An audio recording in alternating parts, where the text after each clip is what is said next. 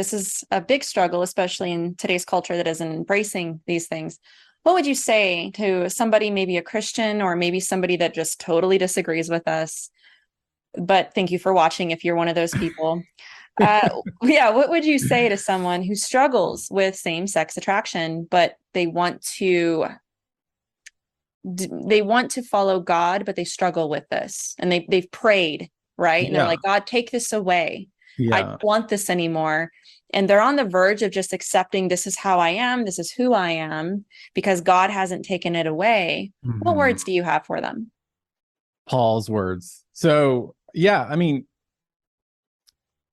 first of all, I would say I understand the struggle is real. Like I Mhm. have compassion for you because it's difficult. I know this particular sin issue is particularly difficult because it Mhm. feels like so much a part of you.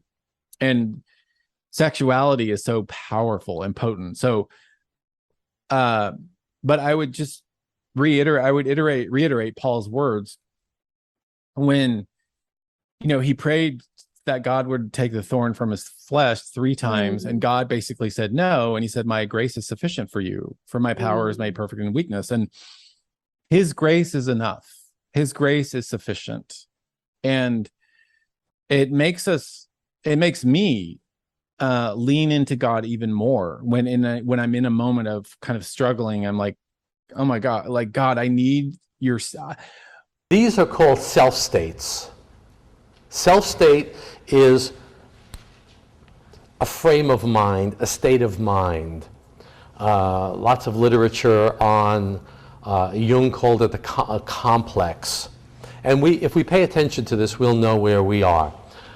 Let's talk about the assertion. The assertion is, I'm feeling good and strong and confident. I feel connected to my feelings. I feel connected to others. I'm able to express myself. I know who I am. I'm grounded. I'm feeling secure. Usually, religious experience is in that category. I'm feeling good about life. I'm feeling good about me. I have a sense about me. Many of our clients have trouble staying in that assertion. Some of them have trouble even identifying it. I saw a man, a Pakistani actually, a Muslim, for the first time Thursday before I came here. And he couldn't relate to the assertive state. We had to spend about 15 minutes trying to recall it, and we were able to recall it, and I'll tell you how we get them to recall it. What I'm saying here is that you cannot go from assertion to homosexuality. When you are in your assertive state, when you're feeling good and grounded and solid and secure, it may come to you as a thought, but there's nothing compelling about it.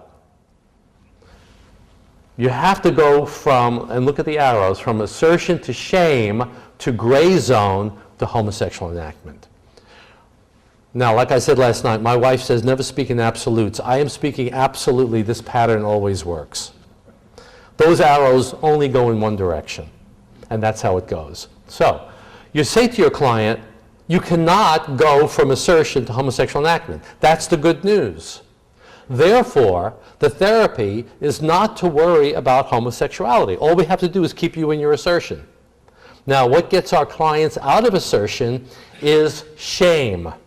If the boy experiences, and the girl too, if the child experiences a particular kind of trauma, a traumatic rejection, that boy is likely to become homosexual. If you do not traumatize a child, he will be heterosexual. That's the reality of it.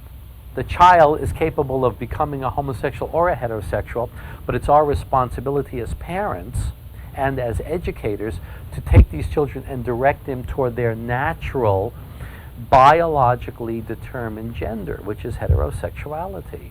Trauma is not what happens to you, it's what happens inside you. That's a good thing, by the way, because if trauma, in terms of what happened to me as a Jewish infant under the Nazis, if that was the trauma, I'll never be a person who wasn't a Jewish infant under the Nazis and during that period of genocide.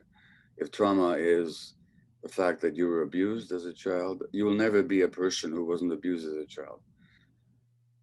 Trauma can also be inflicted not by what happens to you, but what doesn't happen that should happen. so that when your needs aren't met, that can wound as well. Even though you weren't overtly hurt, you're still wounded by not having your essential human needs met. But if that was the trauma of what happened to you, guess what? It'll never unhappen. But if trauma is what happened inside you, the wound that you sustained, the meaning you made of it, the way you then came to believe certain things about yourself or the world or other people. And if trauma was that disconnection from the authentic self, well, guess what? Good news. That can be restored at any moment.